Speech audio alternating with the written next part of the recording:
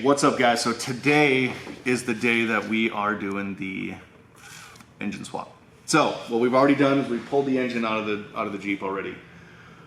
We're taking it out, we're taking some of the parts off of here just to kind of save some money and ease of swapping everything over. So we're gonna take some of this stuff off. We're gonna put it on the new engine. We've got the new engine kind of put together already. I'm gonna finish getting this stuff off of the old engine and put into the new one, so we can get this dialed in and get it all done, and we're gonna put it in today. So yeah, there's a couple of things we gotta get swapped over: engine mounts, headers, spark plugs, you know, stupid stuff like that. But we're gonna go ahead and get it all done.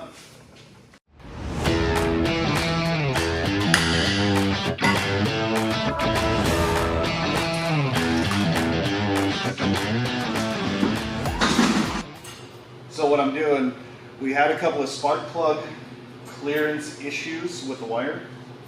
So what we're going to do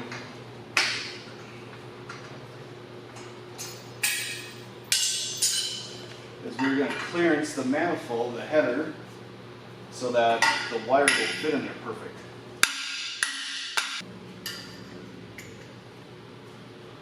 I think that'll work. Okay, nailed it.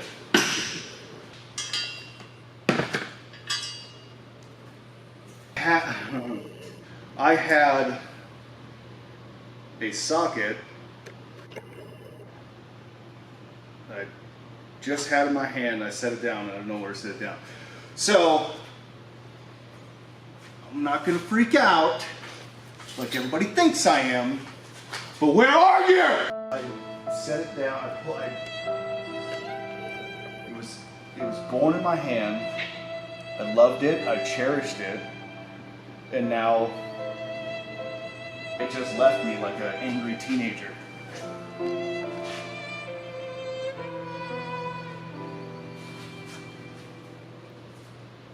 So this is a perfect life lesson to teach you guys how to stay organized. So you want to start with not listening to me, because obviously I'm not organized because I can't find a simple socket that I just had in my hand.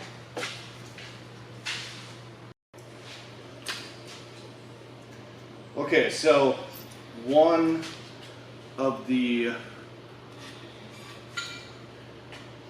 major reasons why we're changing engines, one, this engine has been through a few catastrophic failures with some bearings. So kind of been piecing it together. It's a junkyard block, so it's not a big deal. Just get another one. But this is one of the most common LS swap platforms out there, is the 99 to 03 truck block.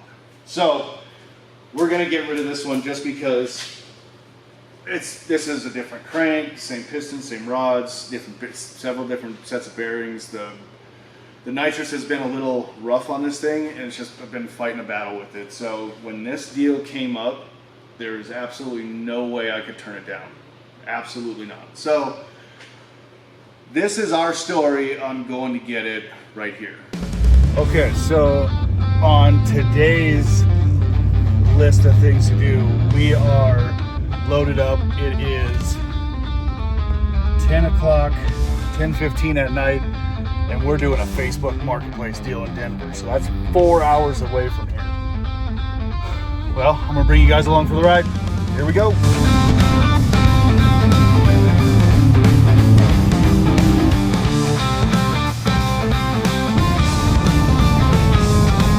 We are still cruising. So what I'm going to pick up is something that it's a deal of a lifetime. I wouldn't be driving with my whole family in the car if it wasn't a good deal. So what we're doing, I'll tell you at the end of it. I won't say nothing. So we just came out of Eisenhower. It's 12:40 in the morning. Guy says he's sitting out in front of his garage waiting for me to show up. So let's continue.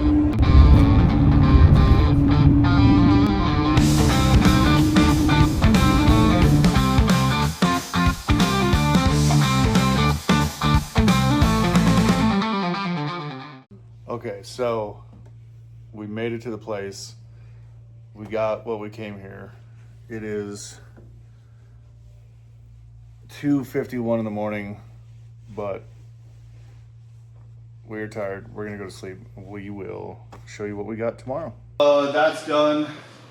That's done. The next thing we got to do is the engine mounts. These are a Dave's Customs Unlimited engine swap mount, LS mount, YJ mount.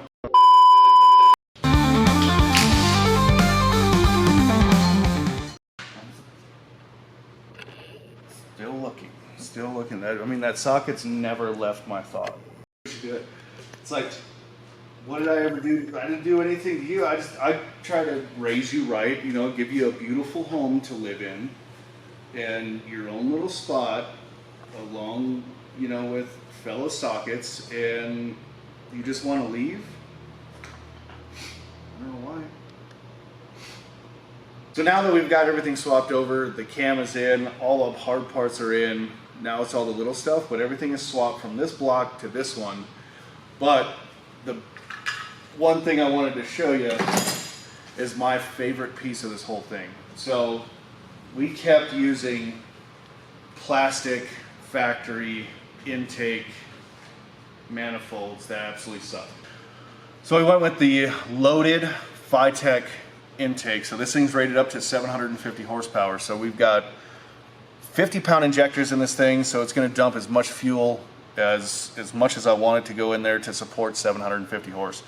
But we have a buddy that does laser etching, and he did all of the laser etching, designed the flag on there, put the Wesco Offroad on there, and he did a really, really good job. So with this new engine, I wanted to dress it up a little bit. So before it was just painted stock stuff, so it wasn't too fun. But now that we have this, everything should tie together and look absolutely phenomenal.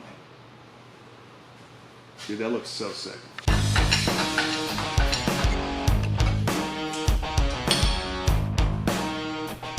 So the flex plate is needed for the LS base to the torque converter, so it has the right bolt pattern for the Turbo 350-400 torque converter, and it comes with a little adapter to line it up straight.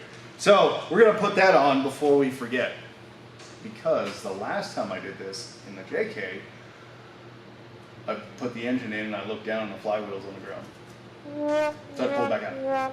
It's fine. Okay, so I had to call in reinforcements to help me look for this socket.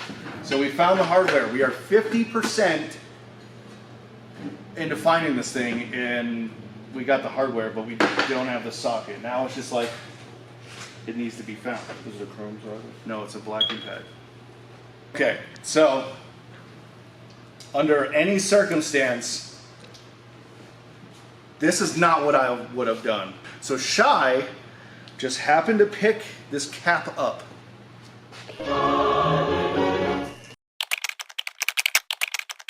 It's right there! 3 hours later.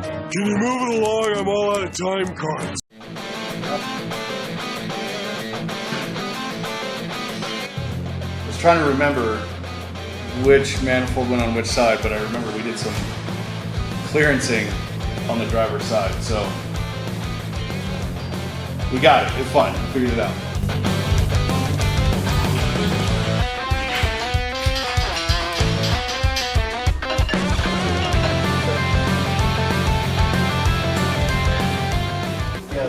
So every LS swap that doesn't run heat runs this same U-style. This U-style for the heater or the heater core. So we're going to try to get rid of those today. I'm going to try to. I haven't done it before, so we're learning together. Okay, so what I did is I stuffed this thing full of rags so that none of the shavings will go down into the water pump, and then you got a whole different problem. So I think we're just going to cut them off and drill. I think might be the, I don't know if that's the right way to do it, but that's the way we're going to do it.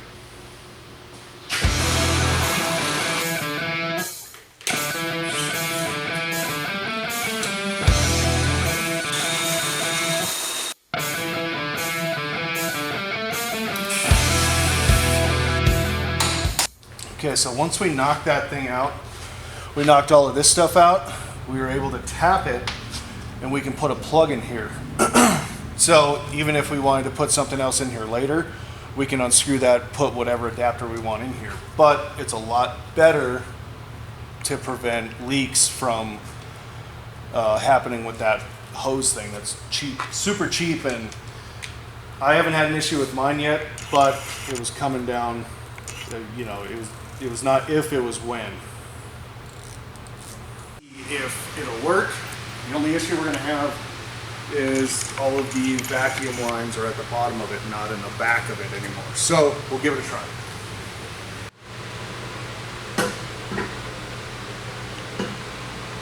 Oh, interesting. We ran into our very first problem. It's kind of a big problem.